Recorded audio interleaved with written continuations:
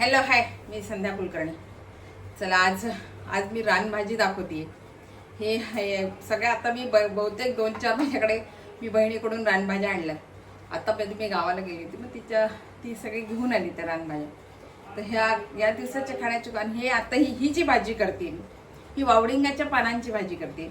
वावडिंगाचा उपयोग म्हणजे आपलं संधिवातासारखं जर हात आपले दुखत असले, हातपाय हाडं खूप असं दुखत असलं ना, बरेच जण म्हणतात की ही 7 दिवस भाजी जर खाल्ली ना, सारखे 7 दिवस खायची बरं का, पण ही जर भाजी खाल्ली ना तर तुमच्या आतल्या हाडं दुखणं थांबतात, अंगाची कणकंडी असली ती थांबते. आणि वावडिंगाचा उपयोग तर बऱ्याच बायांना माहिती आहे, कारण आपण जेव्हा या वेलाला वावडिंगाच्या पानाचा उपयोग मी आता सांगितला, पण वावडिंगाला या पानाला जे फळं येतात वावडिंग, तर त्याचा उपयोग बऱ्याच बायांना माहितीच आहे. कारण ते पान आपण जेव्हा बाळाला पाणी प्यायला देतो, जेव्हा पाणी प्यायला सुरुवात करतात बाळ, तेव्हा मग आपण ते पाण्यात उकळतो, पाणी उकळलेलं देतो ना बाळाला, तेव्हा ते पाणी उकळत्या पाण्यात आपण थोडे टाकतो आणि नंतर काढून घेतो, ते पाणी बाळाला देतो. म्हणजे बाळानं काही खाल्लं किंवा आईनं काही खाल्लं तरी बाळाला बाधत नाही, म्हणून त्या वावडिंगाचं पाणी आपण बाळाला देतो. बहुतेक बायांना ही औषधी माहितीच आहे, कारण देतातच, वावडिंगाचंच पाणी देतात बाळाला. निदान 2 वर्षाचं होईपर्यंत वावडिंगाचं पाणी, उकळलेलं पाणी असते आणि ते वावडिंग घातलेलंच पाणी देतात, कारण मग आईनं जरी काही खाल्लं तरी बाळाला बाधत नाही. तर आता म्हटलं या पानांचं, वावडिंगाच्या पानांची भाजी बऱ्याच प्रकारे करतात. ही डाळीत, तुरीच्या डाळीत पण करतात, ही मोकळी पण करतात, किंवा याचं बेसन म्हणजे आपण पिठलं जे करतो त्याला पण हे भाजी करून छान पातळ असं पिठलं पण केलं जाते. पण मी ही भाजी कोरडी करणार आहे. आता ही मी स्वच्छ पानं धुवून घेतले आणि छान कोरडे, एकदम कोरडे नाही झाले माझ्याच्या ना, थोडेसे ओलसरच आहे. आता मी हे छान पानं चिरून घेणार आहे, वावडिंगाचे पानं. याला लागणारं साहित्य सांगते तुम्हाला की काय काय साहित्य लागते याला. हे वावडिंगाचे पानं आणि डाळीचं पीठ. मी एवढं जरी घेतलं तरी आता बघल मी भाजीला किती लागते तेवढंच वापरणार आहे. डाळीचं पीठ घेतलं, हे तिखट आहे, हळद आहे, हिंग, लसणाच्या पाकळ्या घेतल्या, लसूण घेतला थोडा बारीक चिरून घेतला, आणि मोहरी आणि मीठ. याला लागणारं साहित्य एवढंच आहे. आणि फार साधी सोपी भाजी, गेला की फार वेळ पण लागत नाही, कारण हे पानं शिजायला फार वेळ लागत नाही, पटकन शिजतं ते पानं. आता मी काय करते, हे पानं स्वच्छ धुवून पुसून घेतलेले, आता हे फक्त छान बारीक चिरून घेते आणि मग भाजीला फोडणी देते. हे पानं खूप उपयोगाचे, खरं म्हणजे ही पानं औषधी खूप आहे. आणि निदान नाही काही बरं, मला असं वाटते बहुतेक पानं विकत पण मिळत असतील.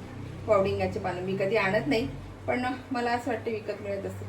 माझ्या बहिणीनं कसे बरेचसे झाडं असे जे रानभाज्या असतात ना, त्या बऱ्याचशा तिनं अंगणात लावलेले आहेत, तर त्याच्यामुळे ते पानं तिला म्हटलं आता येताना घेऊन ये, म्हणजे मग मला खाता येईल, म्हणून मग ते आणले तिनं. म्हणून म्हटलं 2-3 दिवस आता तुम्हाला रानभाज्याच पाहायला मिळतील माझ्या घरच्या, मग त्याचीच मी आता रेसिपी दाखवेल. तर चला आता मी हे छान चिरून घेते आणि मग भाजीला फोडणी वापरते. आणि हे बघा, मी हे छान पानं छान बारीक चिरून घेतले. आता याला साधी फोडणी द्यायची आपली.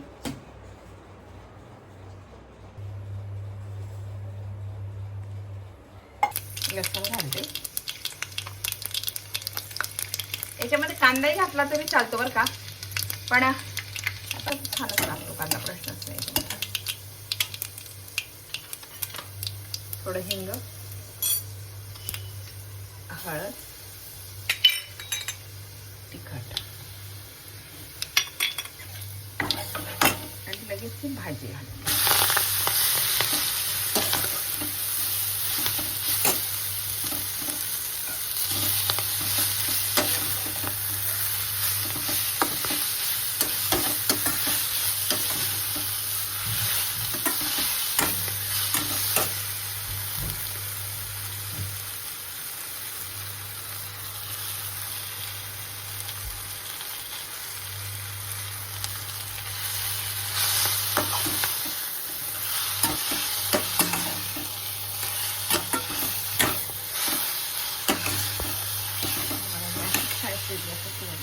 त्याच्यामध्ये मीठ पण घालून घेणार, थोडंसं पाणी सुटेल तिला, आणि आपलं डाळीचं पीठ घालतात. 2 मिनिटं मी आपलं झाकण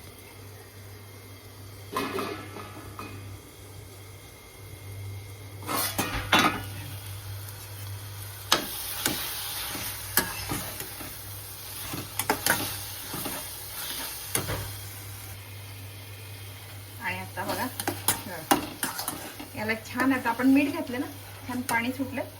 आता याला डाळीचं पीठ घालायचं. जेवढं आपल्याला लागेल ना तेवढं याला डाळीचं पीठ घालायचं.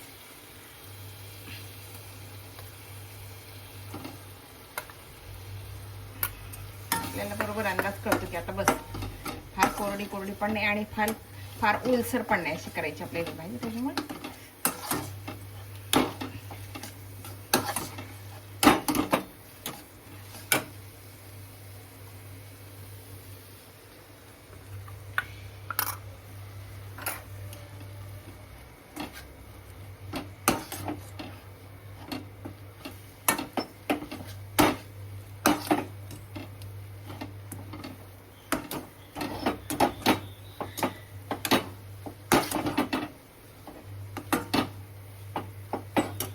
त्याच्यामुळे एवढं सगळं बसतंय वाटीवर. एक वाटी लागलं पीठ.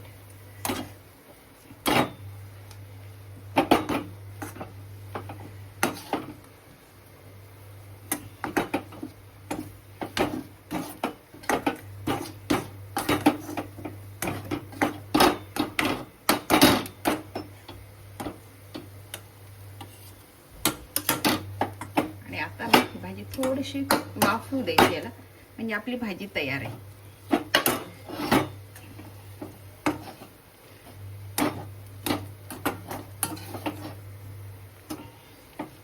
डाळीचं पीठ जे आहे ते पूर्ण शिजून येईल आणि भाजी तर आपली शिजलेलीच आहे आधी, पण डाळीचं पीठ आहे ना ते सगळं होऊन येईल. मीठ घातलेलं आहे, सगळं घातलेलं आहे, फक्त आता ही थोडी वाफ येऊ द्यायची. आपली भाजी तयार आहे. त्याला वाफ येऊ देते. आणि बघा ही भाजी आता पूर्ण झालेली आहे.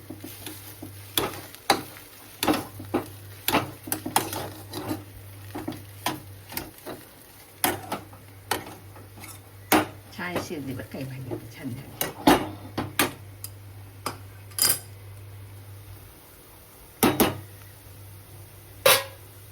आता गॅस बंद करते. आणि हे बघा आपली ही वावडिंगाच्या पानाची भाजी तयार आहे. इतकी छान लागते ही भाकरी सोबत, पोळी सोबत खूप छान लागते चवीला. आणि औषधी आहे, शिवाय चवीला तर छान लागते, प्रश्नच ते, पण औषधी आहे. वाफ आहे येत आहे सगळं गरम गरम. खूप छान लागते ही भाजी. मी लसूण घातला, कोणी टमाटा पण घालते, याला कांदा घालतात. आम्ही आता सध्या कांदा खात नाही म्हणून मी फार असा कांदा शक्यतोवर टाळते भाज्यांना घालायचं. नाही तर याला कांदा घातला तरी छान भाजी होईल बरं का. हो,